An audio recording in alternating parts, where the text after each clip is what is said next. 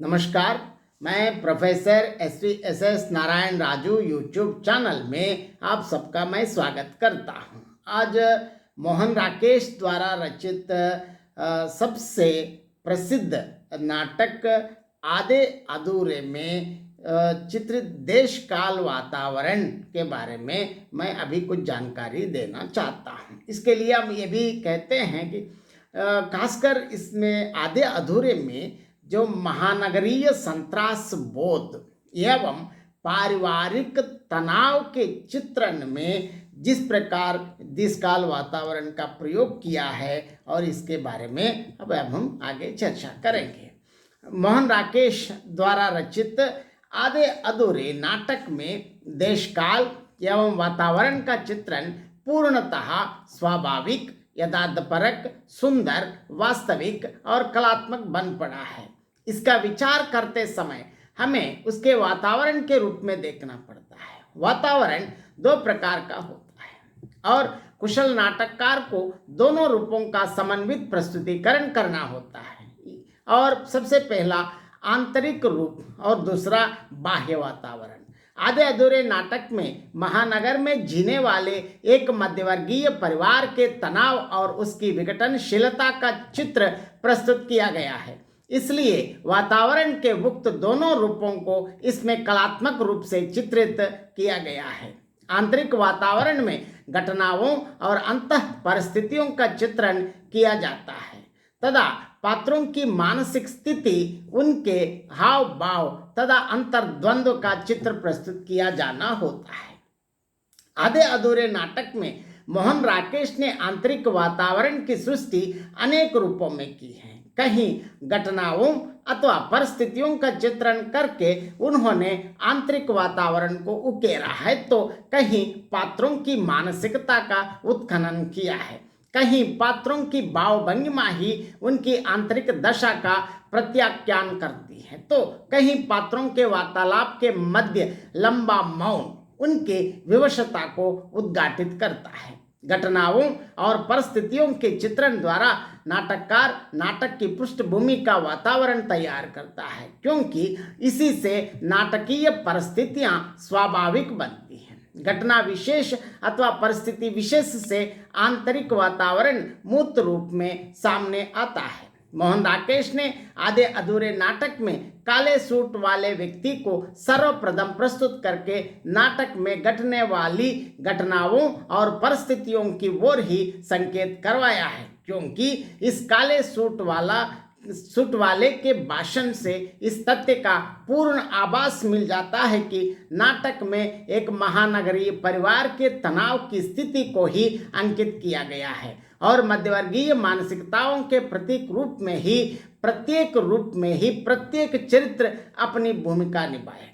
यहीं पर यह भी स्पष्ट होता है कि नाटक में जिन घटनाओं और परिस्थितियों को प्रस्तुत किया गया है वे हमारे यथार्थ जीवन से संबद्ध हैं और प्रकारांतर से हम अपने जीवन के यथार्थ को ही अपनी नंगी आंखों से देखेंगे। हमारे इस मुक्त यथार्थ की पृष्ठभूमि स्पष्ट करते हुए काले सूट वाले कहता है, मैं नहीं जानता आप क्या समझ रहे हैं, मैं कौन हूँ और क्या आशा कर रहे हैं, मैं क्या कहने जा रहा हूँ। आप शायद सोचते हो कि मैं इस नाटक में कोई एक निश्चित इकाई हूँ, अभिनेता, प्रस्तुतकर्ता, व्यवस्थापक या कुछ और, परंतु मैं अपने संबंध में निश्चित रूप से कुछ भी नहीं कह सकता।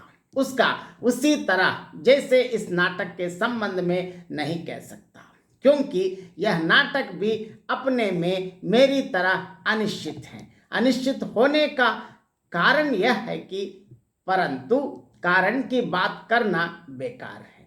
कारण हर चीज का कुछ ना कुछ होता है, हालांकि यह आवश्यक नहीं कि जो कारण दिया जाए वास्तविक कारण वही हो, और जब मैं अपने ही संबंध में निश्चित नहीं हूं तो और किसी चीज के कारण अकारण के संबंध में निश्चित कैसे हो सकता हूं।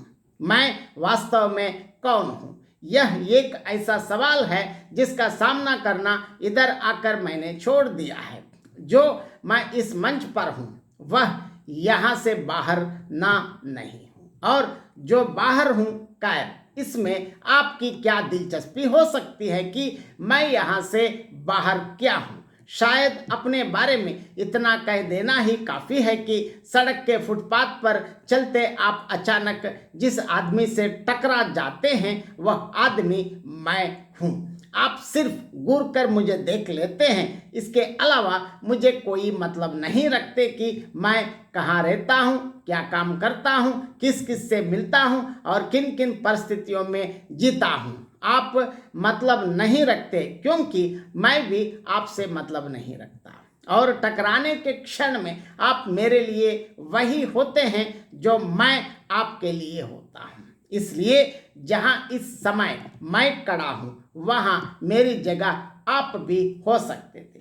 दो टकराने वाले व्यक्ति होने के नाते आप में और मुझ में बहुत बड़ी समानता है। यही समानता आप में और उसमें और उस दूसरे में और मुझ में, बहरहाल इस गणित की पहेली में कुछ नहीं रखा है। बात इतनी ही है कि विभाजित होकर मैं किसी ना किसी अंश में आप में से हर एक व्यक्ति हूँ, और यही कारण है कि नाटक के बाहर हो या अंदर मेरी कोई भी एक निश्चित भूमिका नहीं है। यहाँ वर्तमान युग के अनिश्चित वातावरण को स्पष्टतः अंकित किया गया है। आधे अधूरे नाटक में पात्रानुकूल वातावरण का चित्रण पाया जाता है। स्वयं पात्र भी परिस्थितियों के द्वारा वातावरण को मूर्तमान करने में सहायता प्रदान करते हैं। बिन्नी द्वारा यह स्पष्ट करने पर कि मनोज उसे बार बार केवल इसलिए हीन करता है कि वह अपने परिवार के वातावरण के साथ ही उसके घर में जीती है, और वह पूछती है कि वो क्या है जो इस घर में है और पता नहीं है। बिन्नी के इस प्रश्न की सच्चाई से सावित्री और महेंद्रनाथ की स्थिति किंग कर्तव्य विमूढ़ सी हो जाती है, क्योंकि दोनों को ही इस बात पता है कि वह चीज इस घर में आवारगी ही है, किंतु वे अपने परिवार के इस कटु सत्य को कहें भी तो किस मुंह से। इसलिए दोनों व्यक्ति मुख से बोलने की अपेक्षा दूसरी वस्तुओं से उलझने लगते हैं, और उनका यह मौन ही जैसे परिस्थितिगत वातावरण को पूर्णतः नग्न रूप में प्रस्तुत कर देता है। और देखिए, कुछ देर बड़ी लड़की के हाथ स्त्री के बाहों पर रुके रहते हैं और दोनों की आंखें मिली रहती हैं। धीरे धीरे पुरुष एक की गर्दन उनकी तरफ मुड़ती हैं, तभी स्त्री आहिस्ता से बड़ी लड़की के हाथ अपनी बाहों से हटा देती हैं। उसकी आंखें पुरुष एक से मिलती हैं और वह जैसे उससे कुछ कहने के लिए कुछ कदम उसकी तरफ बढ़ाती हैं। बड़ी लड़की जैसे अब भी अपने सवाल का जवाब चाहती अपनी जगह पर रुकी उन दोनों को देखती रहती है। पुरुष एक स्त्री को अपनी तरफ आते देख आंखें उधर से हटा लेता है, और दो एक पल असमंजस में रहने के बाद अनजाने में ही अखबार को गोल करके दोनों हाथों से उसकी रस्सी बंटने लगता है। स्त्री आधे रास्ते में ही कुछ कहने का विचार छोड़कर पल भर अपने को सहेजती है, फिर बड़ी लड़की के पास वापस जाकर हल्के से उसके कंधे को छूती है। बड़ी लड़की पल भर आंखें मूंद रहकर अपने आवेग को दबाने का प्रयत्न करती है, फिर स्त्री का हाथ कंधे से हटाकर एक कुर्सी का सहारा लिए उस पर बैठ जाती है। स्त्री यह समझ में ना आने से कि अब उसे क्या करना चाहिए, पल भर दुविधा में हाथ उलझा कर रहती हैं। उसकी आंखें फिर एक बार पुरुष एक से मिल जाती हैं, और वह जैसे आंखों से ही उसका तिरस्कार कर अपने को एक मोड़े की स्थिति बदलने में व्यस्त कर लेती है। यहाँ उस परिवार के लोगों की संबंधहीनता को तथा पात्रों के विशेष मनस्थितियों को स्पष्ट करने अनुकूल वातावरण का चित्रण किया गया है। यहाँ पर केवल पात्रों की भाव भंगिमा मतलब एक्शन एवं लंबी चुप्पी ही परिवार संपूर्ण वातावरण को उजागर करने में किसी भी सशक्त संवाद से अधिक प्रयोजनवती रही है। यही स्थिति सावित्री के स्वगत कथन के अंतर्गत भंगिमाओं में देखी जा सकती है।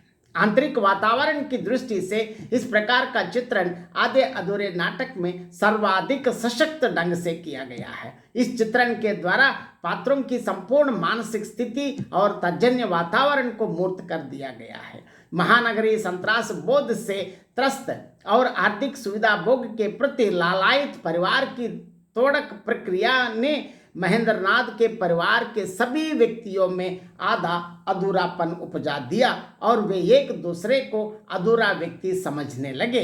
उनकी इन मानसिकता को विविध संदर्भों में नाटककार ने व्याख्यायित किया है। महेंद्रनाथ बिन्नी एवं सावित्री का संवाद अब हम देखेंगे। पुरुष एक उस ओर देखकर क्या कहा?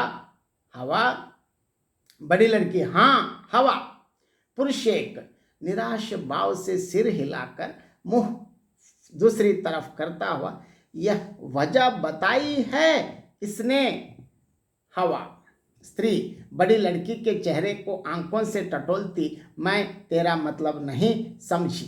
बड़ी लड़की उठती हुई, मैं शायद समझा भी नहीं सकती। अस्थिर भाव से कुछ कदम चलती हैं, किसी दूसरे को तो क्या अपने को भी नहीं समझ सकती। सहसा रुककर, मामा ऐसा भी होता है क्या कि? स्त्री की। बड़ी लड़की की दो आदमी जितना ज्यादा साथ रहें कि हवा में सांस लें, उतना ही ज्यादा अपने को एक दूसरे से अजनबी महसूस करें। बिन्नी की मानसिक उद्विग्नता का बड़ा सुंदर चित्रण यहाँ पर हुआ है और उसके मानसिक वातावरण को उसके संवाद पूर्णतः उजागर कर देते हैं। आधे अधूरे नाटक में वातावरण का सृजन विभिन्न पात्रों के हाव भाव और अंतर्द्वंद्व को अभिव्यक्ति देने के लिए किया गया है। आधे अधूरे नाटक में पात्रों के हाव भावों का पर्याप्त महत्व है, क्योंकि इन हाव भावों के द्वारा ही यह ज्ञात होता है कि प्रत्येक कथन का दूसरे पात्र पर क्या प्रभाव होता है और कथन कहने से पूर्व अपनी बात की दूसरे पात्र पर क्या प्रतिक्रिया होती है। इससे पात्र की गूढ़तम आंतरिक स्थिति का सम्यक परिचय मिल जाता है। सावित्री एवं बिन्नी के संवादों तथा सावित्री के स्वगत कथन से सावित्री के अंतर्द्वंद्व का बड़ा सुंदर स्वाभाविक यथार्थ चित्रण हुआ है। सावित्री की भंगिमाएं भी उसके इस अंतर्द्वंद्व को प्रकट करने में संवादों से कम भूमिका नहीं निभा रहे हैं। देखिए, बड़ी लड़की ममा। स्त्री की आंखें घूमकर बड़ी लड़की के चेहरे पर अस्थिर होती हैं। कहा, वो कुछ नहीं कह पाती। क्या बात है ममा? स्त्री, कुछ नहीं। बड़ी लड़की, फिर भी? स्त्री, कहाँ है ना कुछ नहीं। वहां से हटकर कबर्ड के पास चली जाती है और खोल कर अंदर से कोई चीज ढूंढने लगती है। और बड़ी लड़की उसके पीछे जाकर, ममा। स्त्री कोई उत्तर ना देकर कबर्ड में से एक मेज पोश निकाल लेती और कबर्ड बंद कर देती। तुम तो आदी हो रोज रोज ऐसी बातें सुनने की, कब तक इन्हें मन पर लाती रहोगी? स्त्री उसका वाक्य पूरे होने तक रुकी रहती है, फिर जाकर तिपाही का मेजपोश बदलने लगती हैं। उसकी तरफ आती, एक तुम ही करने वाली हो सब कुछ इस घर में, अगर तुम ही। स्त्री के बदलते भाव को देखकर बीच में ही रुक जाती है। स्त्री पुराने मेजपोश को हाथों में लिए एक नजर उसे देखती है, फिर उमड़ते आवेग को रोकने की कोशिश में चेहरा मेजपोश से ढक लेती है। काफी धीमे स्वर में, ममा। स्त्री आहिस्ते से मोड़े पर बैठती हुई मेजपोश चेहरे से हटाती है। स्त्री कहती है रुलाई लिए स्वर में, अब मुझसे नहीं होता बिन्नी, अब मुझसे नहीं संभलता। नाटक में चित्रित बाह्य वातावरण में पात्रों की बाह्य परिस्थितियों को अभिव्यक्ति दी गई है। आधे अधूरे नाटक में बाह्य वातावरण का निम्नलिखित तीनों रूपों में अत्यंत सशक्त और सुंदर निदर्शन हुआ है। जैसे इस प्रकार हम देखेंगे आगे। आधुनिक मध्यवर्गीय परिवार की विसंगति पूर्ण जीवन शैली, युग के सामाजिक एवं आर्थिक विडंबनापूर्ण परिवेश तथा पात्रों की वेशभूषा और कान पान का यथार्थ चित्रण किया गया है। नाटक में चूंकि एक मध्यवर्गीय किंतु निम्न मध्यवित्तीय परिवार की कथा कही गई है, इसलिए कथा के अनुरूप उसमें शहरीय जीवन को उजागर करने वाला बाह्य वातावरण भी उसी ढंग का प्रस्तुत किया गया है। डॉक्टर विजय बापट के शब्दों में यह यथार्थ इस प्रकार प्रस्तुत हुआ है। आधे अधूरे बेहद चर्चा वाला नाटक है जिसमें आधुनिक जीवन का साक्षात्कार प्रस्तुत किया गया है। इस नाटक में विघटित होते हुए आज के मध्यवर्गीय शहरी परिवार का कड़वाहट भरा चित्रण किया गया है, जिसकी विडंबना यह है कि व्यक्ति स्वयं अधूरा होते हुए भी औरों के अधूरेपन को सहना नहीं चाहता, काल्पनिक पूरेपन की तलाश में भटक कर अपनी और दूसरों की जिंदगी की नरक बना देता है। इस नाटक में महानगरों में रहने वाले मध्यवर्गीय आधुनिक परिवारों का प्रतिबिंब देखा जा सकता है, और जहां तक इस परिवार के घर की स्थिति का बाह्य रूप प्रस्तुत करने का पक्ष है, उसके संदर्भ में उस कमरे को देखा जा सकता है जिसमें सारी पुरानी नई वस्तुएं अव्यवस्थित रूप में बिखरी पड़ी दिखाई देती हैं। मध्यवर्गीय किंतु निम्न मध्यवित्तीय परिवार की सामाजिक परिस्थिति कैसी हो सकती है और वह किस प्रकार के आर्थिक दबावों से जकड़ा हुआ है, स्वभावतः इसका चित्रण भी नाटक में हो गया है। महेंद्रनाथ के परिवार के सदस्यों की सामाजिकता, उसकी आवारगी और चरित्रहीनता तथा आर्थिक विपन्नता में इन परिस्थितियों की स्पष्टता का एक व्यंग्य सावित्री के चरित्र में चेहरे पर यौवन की चमक और 40 वर्ष आयु में भी लालसा का भाव शेष बिन्नी के चरित्र में परिस्थिति जन्य संघर्ष का अवसाद और उतावलापन पूरे व्यक्तित्व ने एक बिखराव, अशोक के चरित्र में विद्रोह धर्मिता एवं किन्नी के चरित्र में नारी पुरुष गुप्त संबंधों के प्रति ललक तथा अनुशासनहीनता, इन सब में महानगरीय सामाजिक आर्थिक विसंगतियों के प्रारूप को देखा जा सकता है।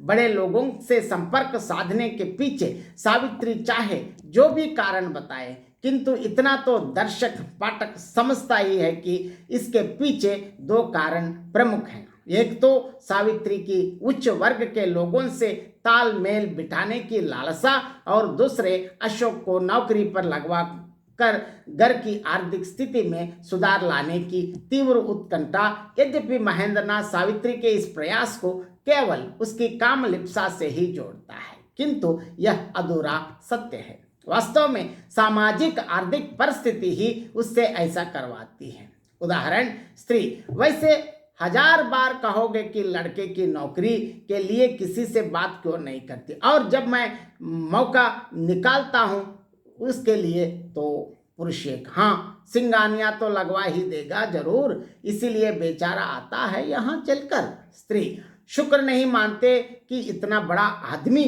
सिर्फ एक बार कहने भर में घने भर से। पुरुष एक, मैं नहीं मानता, जब जब किसी नए आदमी का आना जाना शुरू होता है यहाँ मैं हमेशा शुक्र मानता है। पहले जगमोहन आया करता था, फिर मनोज आने लगा था।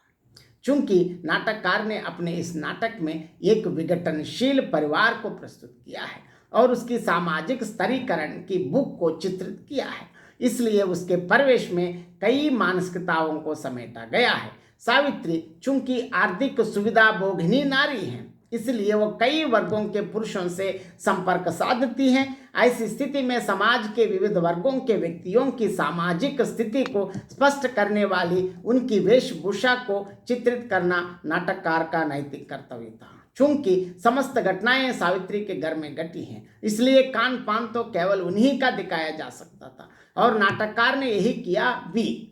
किंतु वस्त्रों में विविधता दिखाकर उसने प्रत्येक चरित्र के सामाजिक स्तर को उद्घाटित कर दिया है। यथा पुरुष एक अर्थात महेंद्रनाथ एक निम्न मध्यवर्गीय निटल्ला गृहस्थ है, इसलिए वो कमीज पतलून पहने हैं।